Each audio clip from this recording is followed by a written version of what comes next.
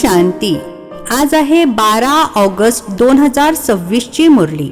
महावाक्य आहे, गोड मुलांनो, आठवणीमध्ये राहिल्याने चांगली दशा बसते. आता तुमच्यावर बृहस्पतीची दशा आहे, म्हणून तुमची चढती कला आहे. प्रश्न आहे, योग लावण्यावर जर पूर्ण अटेन्शन नसेल तर त्याचा परिणाम काय होतो? निरंतर आठवणीमध्ये राहण्याच्या युक्त्या कोणत्या आहेत? उत्तर आहे, पहिला पॉइंट आहे, योग लावण्यावर जर पूर्ण अटेन्शन नसेल तर चालता चालता मायेची प्रविष्टा होते, खाली कोसळतात अर्थात अधोगती होते. दुसरा पॉइंट आहे, देह अभिमानी बनून अनेक चुका करत राहतात. माया उलटी कर्म करवून घेत राहते, पतित बनवते. निरंतर आठवणीमध्ये राहण्यासाठी मुखामध्ये मोहर टाका. क्रोध करू नका. देहासहित सर्व काही विसरून मी आत्मा परमात्म्याची संतान आहे असा अभ्यास करा. योग बलाने कोणकोणत्या प्राप्ती होतात त्या स्मृतीमध्ये ठेवा. गीत आहे, ओम नमो शिवाय. ओम शांती. गोड गोड रुहानी मुलांनी आपले रुहानी पिता शिवबाबांची महिमा ऐकली. जेव्हा पाप वाढते अर्थात मनुष्य पाप आत्मे बनतात, तेव्हाच पतित पावन बाबा येतात. येऊन पतितांना पावन बनवतात. त्या बेहदच्या बाबांचीच महिमा आहे. त्यांना वृक्षपती देखील म्हटले जाते. यावेळी बेहदच्या बाबांद्वारे बेहदची बृहस्पतीची दशा तुमच्यावर बसलेली आहे. खास आणि आम हे दोन शब्द आहेत ना, त्यांचा अर्थ देखील इथेच सिद्ध होतो. बृहस्पतीच्या दशेमुळे खास भारत जीवनमुक्त बनतो, अर्थात आपले स्वराज्य पद प्राप्त करतात. कारण सत्य बाबा जे आहेत, ज्यांना ट्रुथ म्हटले जाते, ते येऊन आम्हाला नरापासून नारायण बनवतात. बाकी जे इतर धर्मांचे आहेत ते नंबरवार आपापल्या धर्माच्या सेक्शनमध्ये जाऊन बसतील आणि येतील देखील नंबरवार. कलियुगाच्या अंतापर्यंत येत राहतात. प्रत्येक आत्म्याला आपापल्या धर्मामध्ये आपापला पार्ट मिळालेला आहे. राज्यामध्ये राजापासून प्रजेपर्यंत सर्वांना आपापला पार्ट मिळालेला आहे. नाटक आहे देखील राजापासून प्रजेपर्यंत सर्वांना आपापला पार्ट बजावायचा असतो. आता मुले जाणतात की आपल्यावर बृहस्पतीची दशा बसलेली आहे. असे नाही की फक्त एका दिवसासाठी बसते, नाही, तुमची बृहस्पतीची दशा चालू आहे. आता तुमची चढती कला आहे. जितकी आठवण कराल तितकी चढती कला होईल. आठवण विसरल्याने मायेची विघ्ने येतात. आठवणीमुळे चांगली दशा बसते. चांगल्या रीतीने आठवण केली नाही तर जरूर खालीच कोसळणार, अर्थात पतन होईल. मग त्यांच्याकडून काही ना काही चुका होतील. बाबांनी समजावून सांगितले आहे की ड्रामा अनुसार सर्व धर्मांचे जे कोणी आहेत ते एकामागून एक पार्ट बजावण्याकरिता येतात. मुले जाणतात की आता आपल्यावर स्वर्गाची दशा अर्थात जीवनमुक्तीची दशा बसलेली आहे. या ड्रामाचे चक्र कसे फिरते हे देखील सविस्तरपणे समजून घ्यायचे आहे. हे सृष्टी ड्रामाचे चक्र खास भारतावर आधारित बनलेले आहे. बाबा देखील भारतामध्येच येतात. गायले गेले आहे, आश्चर्यवत सुनंती कथंती भागंती. चालता चालता मायेची प्रविष्टा झाल्या कारणाने कोसळतात, अर्थात अधोगती होते. योग लावण्यावर नीट लक्ष देत नाहीत. मग बाबा येऊन संजीवनी बुटी देतात, अर्थात पुन्हा जिवंत करणारी बुटी देतात. हनुमान देखील तुम्हीच आहात. बाबांनी सांगितले आहे की यावेळी रावणाला पळवून लावण्यासाठी मी ही बुटी हुंगायला देतो. बाबा तुम्हाला सर्व सत्य गोष्टी सांगत आहेत. सत्य आहेतच एक बाबा, जे येऊन तुम्हाला सत्यनारायणाची कथा ऐकून सतयुगाची स्थापना करतात. त्यांना म्हटलेच जाते ट्रुथ, सत्य सांगणारे. दुनियावाले तुम्हाला विचारतात, तुम्ही शास्त्रांना मानता का? तुम्ही बोला, होय, आम्ही शास्त्रांना का नाही मानत?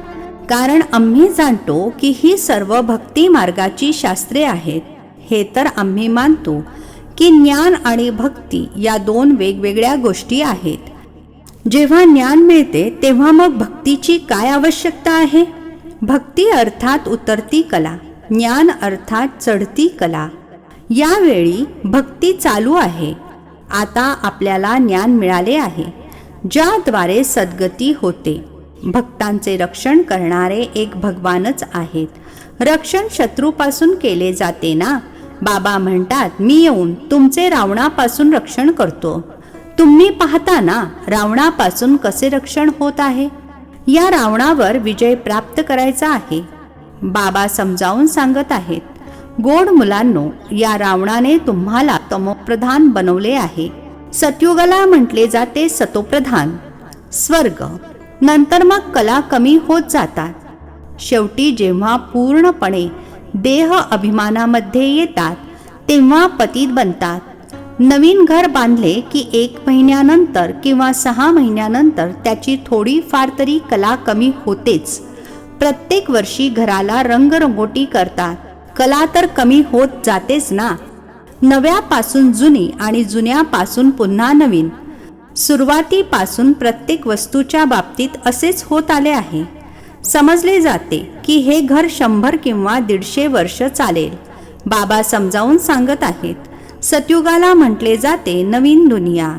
त्यानंतर त्रेता 25% कमी म्हणता येईल, कारण थोडे जुने होते. ते आहेत चंद्रवंशी, त्यांची निशाणी दाखवतात. क्षत्रिय, कारण नवीन दुनियेच्या लायक बनले नाहीत म्हणून पद कमी झाले. सर्वांना वाटते कृष्णपुरीमध्ये जावे. असे थोडेच कधी म्हणतात की रामपुरीमध्ये जावे. सर्वजण कृष्णपुरी विषयीच म्हणतात. गातात देखील ना, चलो वृंदावन भजो राधे गोविंद. ही वृंदावनची गोष्ट आहे, अयोध्येविषयी असे म्हणणार नाहीत. सर्वांचे श्रीकृष्णावर खूप प्रेम असते. श्रीकृष्णाची खूप प्रेमाने आठवण करतात. श्रीकृष्णाला पाहून म्हणतात, यांच्यासारखा पती मिळावा, यांच्यासारखा मुलगा मिळावा, यांच्यासारखा भाऊ मिळावा.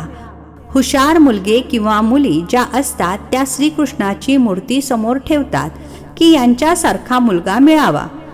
श्रीकृष्णाच्या प्रेमामध्ये खूप लवलीन असतात ना. सर्वांना कृष्णपुरी हवी आहे. आता तर कंसपुरी, रावणाची पुरी आहे. कृष्णपुरीचे खूप महत्त्व आहे. सर्वजण श्रीकृष्णाची आठवण करतात. म्हणूनच बाबा म्हणतात, तुम्ही इतका काळ आठवण करत आला आहात, आता कृष्णपुरीमध्ये जाण्याचा पुरुषार्थ करा. याच्या अर्थात श्रीकृष्णाच्या घराण्यामध्ये तरी जा. सूर्यवंशींची 8 घराणी आहेत, तर इतका पुरुषार्थ करा की जेणेकरून राज्यामध्ये येऊन राजकुमारासोबत झोके घ्याल. ही समजून घेण्याची गोष्ट आहे ना. बाबा म्हणतात, मुलांनो, जितके शक्य होईल तितके मनमनाभव राहा. आठवणीमध्ये न राहिल्यामुळे कोसळतात, अर्थात पतन होते. ज्ञान कधीही तुम्हाला खाली पाडत नाही, अर्थात अधोगती करत नाही. आठवणीमध्ये राहत नाहीत म्हणून कोसळतात. यावरच अल्लाह अवलदीन हातम ताईची नाटके देखील बनलेली आहेत. आठवणीमध्ये राहण्यासाठीच मुखामध्ये मोहर घालत असत.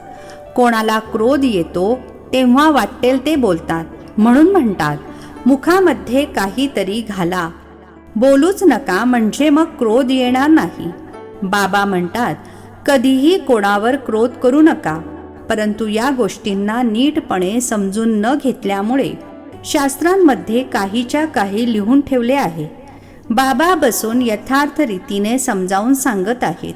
बाबा जेव्हा येतील तेव्हाच तर येऊन समजावून सांगतील. जे होऊन जातात त्यांची महिमा गायली जाते.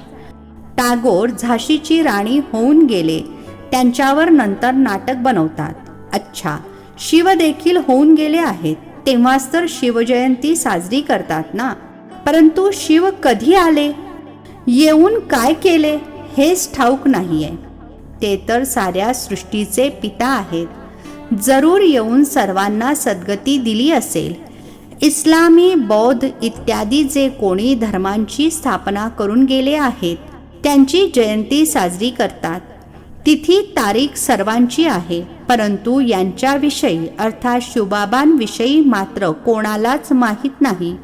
म्हणतात देखील क्राइस्टच्या इतक्या वर्षांपूर्वी भारत पॅराडाईज होता.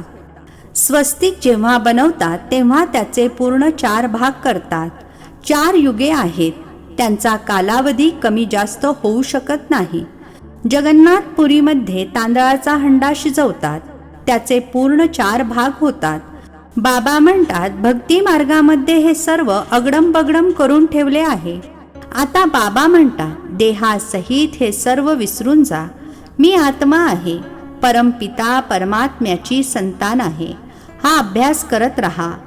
बाबा स्वर्गाचे रचयिता आहेत, तर जरूर आम्हाला स्वर्गामध्ये पाठवले असेल. नरकामध्ये तर पाठवणार नाहीत.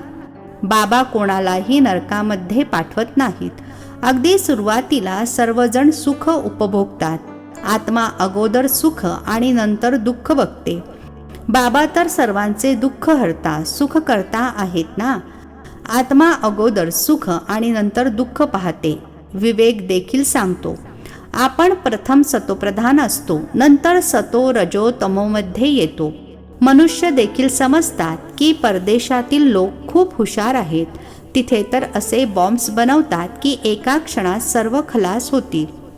जसे आजकाल प्रेताला विजेवर क्षणात नष्ट करतात, तसे बॉम्ब टाकल्याने आग लागते तर मनुष्य देखील क्षणात नष्ट होतील.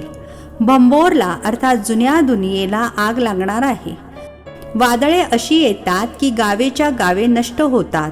मग त्यावेळी वाचवण्यासाठी कोणतीही व्यवस्था राहत नाही. विनाश तर होणारच आहे. जुनी दुनिया नष्ट होणार आहे. गीतेमध्ये देखील याचे वर्णन आहे. बाबांनी समजावून सांगितले आहे. युरोपवासी असे बॉम्ब टाकतील की काही कळणार सुद्धा नाही.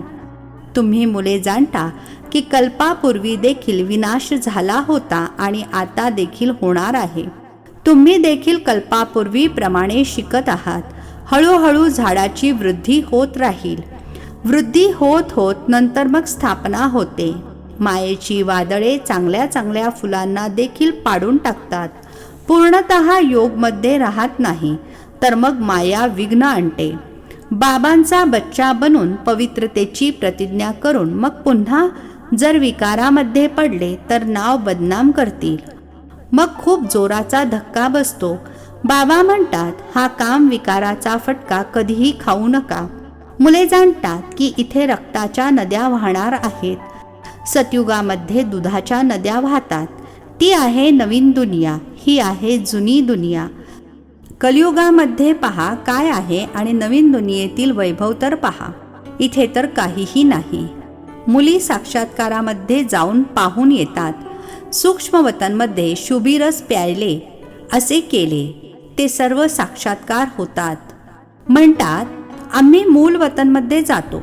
बाबा वैकुंठामध्ये पाठवतात.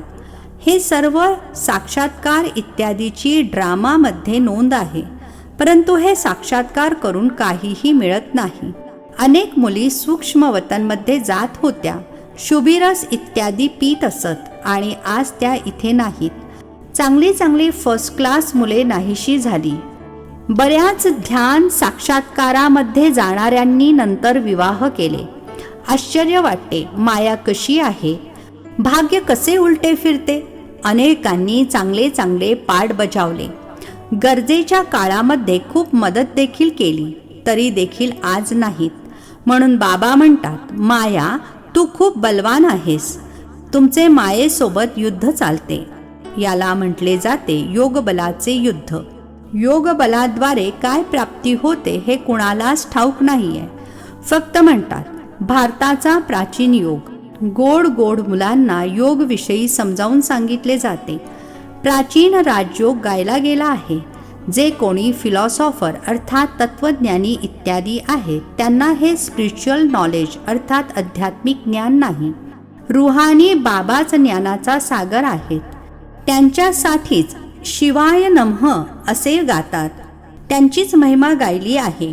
बाबा येऊन तुम्हाला किती ज्ञान समजावून सांगतात. याला ज्ञानाचा तिसरा नेत्र म्हटले जाते.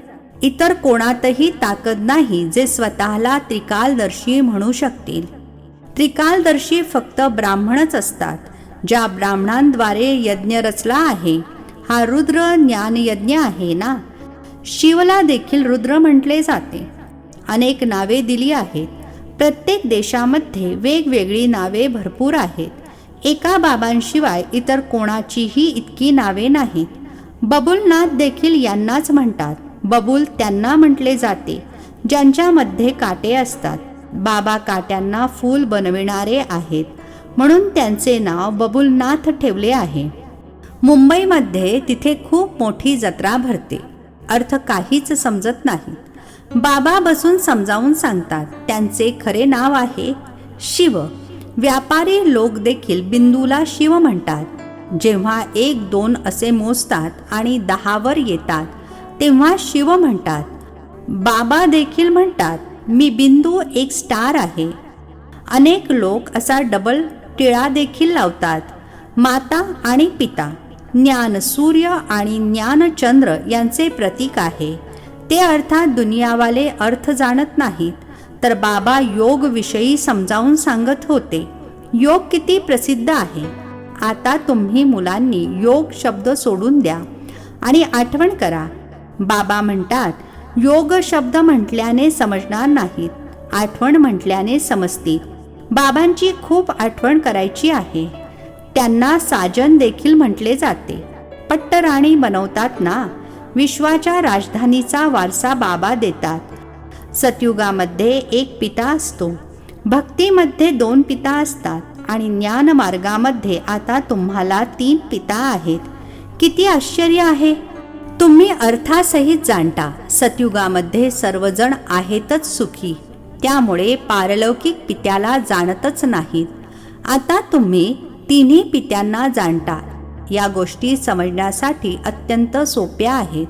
अच्छा, गोड गोड खूप खूप वर्षांनंतर भेटलेल्या मुलांप्रती मात पिता बाप दादांची प्रेमपूर्वक आठवण आणि सुप्रभात. आत्मिक पित्याचा आत्मिक मुलांना नमस्ते. आम्हा आत्मिक मुलांचा आत्मिक पित्याला नमस्ते. धारणेसाठी मुख्य सारांश आहे. पहिला पॉइंट आहे, आठवणीमध्ये राहण्यासाठी मुखाने काहीही बोलू नका. मुखामध्ये मोहर घाला तर क्रोध नाहीसा होईल. कोणावरही क्रोध करायचा नाही. दुसरा पॉइंट आहे, या दुःखधामाला आता आग लागणार आहे. त्यामुळे याला आता विसरून नवीन दुनियेची आठवण करायची आहे. बाबांसोबत पवित्र राहण्याची जी प्रतिज्ञा केली आहे त्यामध्ये मजबूत होऊन राहायचे आहे. आजचे वरदान आहे, निराकारी स्थितीच्या अभ्यासाद्वारे मीपणा नष्ट करणारे निरहंकारी भव. निराकारी स्थितीच्या अभ्यासाद्वारे मीपणा नष्ट करणारे निरहंकारी भव. स्पष्टीकरण आहे, वर्तमान समयी सर्वात सूक्ष्म आणि सुंदर धागा म्हणजे हा मीपणा आहे. हा मी शब्दच देह अभिमानापासून पार घेऊन जाणारा देखील आहे आणि देह अभिमानामध्ये आणणारा देखील आहे. जेव्हा मीपणा उलट्या रूपामध्ये येतो तेव्हा तो बाबांचे प्रिय बनविण्याऐवजी कोणत्या न कोणत्या आत्म्याचा अथवा नाम मान शानचा प्रिय बनवतो. या बंधनातून मुक्त होण्यासाठी निरंतर निराकारी स्थितीमध्ये स्थित होऊन साकारमध्ये या. या अभ्यासाला आपला नैसर्गिक स्वभाव बनवा, तेव्हाच निरहंकारी बनाल. स्लोगन आहे, एखाद्याची वाईट अथवा चांगली गोष्ट ऐकून संकल्पामध्ये सुद्धा घृणाभाव येणे हे देखील परमत आहे. एखाद्याची वाईट अथवा चांगली गोष्ट ऐकून संकल्पांमध्ये सुद्धा घृणाभाव येणे हे देखील परमत आहे. हे अव्यक्त इशारे अपवित्रतेच्या बीजाला सुद्धा नष्ट करून संपूर्ण स्वच्छ अर्थात पवित्र बना. संकल्पांमध्ये आणि स्वप्नामध्ये देखील जेव्हा अपवित्रतेचा लवलेश सुद्धा उरत नाही तेव्हाच म्हटले जाईल खरा ब्राह्मण. याच धारणेसाठी गायन आहे. प्राण गेला तरी चालेल परंतु धर्म सोडणार नाही. अशी हिम्मत आणि असा दृढ निश्चय असणारे कोणत्याही प्रकारच्या परिस्थितीमध्ये आपल्या धर्माप्रती अर्थात धारणेप्रती काहीही त्याग करावा लागला, सहन करावे लागले, सामना करावा लागला किंवा धाडस करावे लागले तरीही ते आनंदाने करतात, माघार घेत नाहीत. अच्छा, ओम शांती. नवनवीन मराठी व्हिडिओज प्राप्त करण्यासाठी सबस्क्राईब करा मराठी गॉडलीवूड चॅनलला.